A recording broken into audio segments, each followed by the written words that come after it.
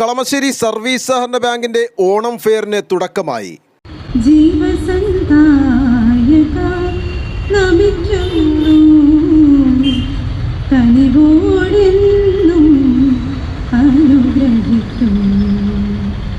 ആയിരം വസന്തങ്ങൾ വിരിഞ്ഞാലും ആയിരം മഴവില്ലും തെളിതരമേ നിന്റെ മുൻപിൽ. പൂവിളിയോടെ പൊന്നോണം പടിവാതിൽക്കലെത്തി.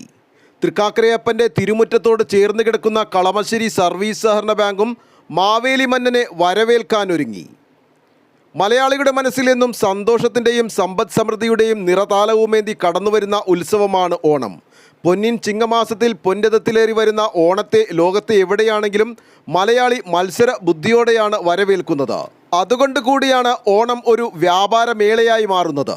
കളമശ്ശേരി സർവീസ് സഹകരണ ബാങ്കിൻ്റെ സഹകാരികൾക്കും നാട്ടുകാർക്കും ആഘോഷമായിട്ടല്ലെങ്കിലും ഒത്തൊരുമിച്ച് ഓണത്തെ വരവേൽക്കാനും പ്രകൃതി ദുരന്തങ്ങളും തുടർച്ചയായുള്ള പകർച്ചവ്യാധികളും മൂലം കുറച്ചു കാലങ്ങളായി നിർജീവമായി കിടക്കുന്ന സഹകാരികൾ ഉൾപ്പെടുന്ന വ്യാപാര വ്യവസായ രംഗത്തിന് പുത്തനുണർവേകാനും വേണ്ടിയാണ് നാനാതരത്തിലുള്ള ചെറുകിട കച്ചവടക്കാരെ ഒരു കുടക്കീഴിൽ അണിനിർത്തിക്കൊണ്ട് നോർത്ത് കളമശ്ശേരി അപ്പോളോ ടയേഴ്സിന് എതിർവശത്ത് മെട്രോ പില്ലർ നമ്പർ 253 സമീപത്തായി കളമശ്ശേരി സർവീസ് സഹകരണ ബാങ്കിൻ്റെ ആഭിമുഖ്യത്തിൽ ഓണം ഫെയർ ആരംഭിച്ചത്.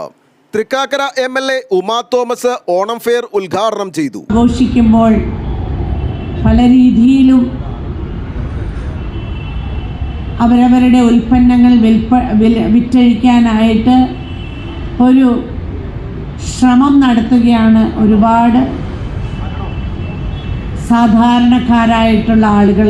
വീടുകളിലൊക്കെ ഒരുപാട് സാധനങ്ങൾ ഉൽപ്പാദിപ്പിക്കുമ്പോൾ അത് വിറ്റഴിക്കാനായിട്ട് ഈ ഓണമാണ് ഏറ്റവും പറ്റിയ ഒരു സന്ദർഭം എന്ന് കരുതി തന്നെ ഈ ഓണം ഫെയറിലൊക്കെ പങ്കെടുക്കുകയും ചെറിയ തുകയൊക്കെ അതിന് കൊടുത്തിട്ടാണെങ്കിലും അതിനേക്കാളേറെ നമ്മൾക്ക് സാമ്പത്തിക ലാഭം ഉണ്ടാക്കാൻ സാധിക്കും എന്നൊക്കെ കരുതിയാണ് പല സ്റ്റാളുകളിലും ഇപ്പോൾ ആളുകളൊക്കെ വരുന്നത്. എന്നാൽ ഈ വർഷം നമുക്കറിയാം വലിയ ദുഃഖത്തോടെയാണ് വയനാടിൻ്റെ ദുരന്തവും പേറി നമ്മുടെ കേരളം വിമ്മി നിൽക്കുമ്പോൾ രാവു പകലായപ്പോഴേക്കും ഉറ്റവരും ഉടയവരും ഒക്കെ നഷ്ടപ്പെട്ട് ഒട്ടനവധി പേര് ഒറ്റപ്പെട്ടു പോയവർ, മാതാപിതാക്കളുണ്ട്, കുട്ടികൾ നഷ്ടപ്പെട്ടവർ, അവർക്ക് അത്താണിയായിരുന്നതെങ്കിൽ മറ്റു ചിലർക്ക് കുട്ടികൾക്ക് സഹോദരനും അതുപോലെ തന്നെ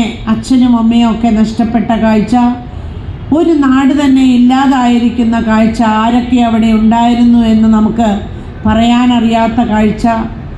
ഒട്ടനവധി പേര് ഈ ദുരന്തത്തിൽ, ഈ പ്രകൃതി ദുരന്തത്തിൽ ഇല്ലാതായി എന്ന് പറയുമ്പോൾ വളരെ വേദനയോടെയാണ് നമുക്ക് ആ വാർത്ത ശ്രവിക്കാൻ കഴിഞ്ഞത്.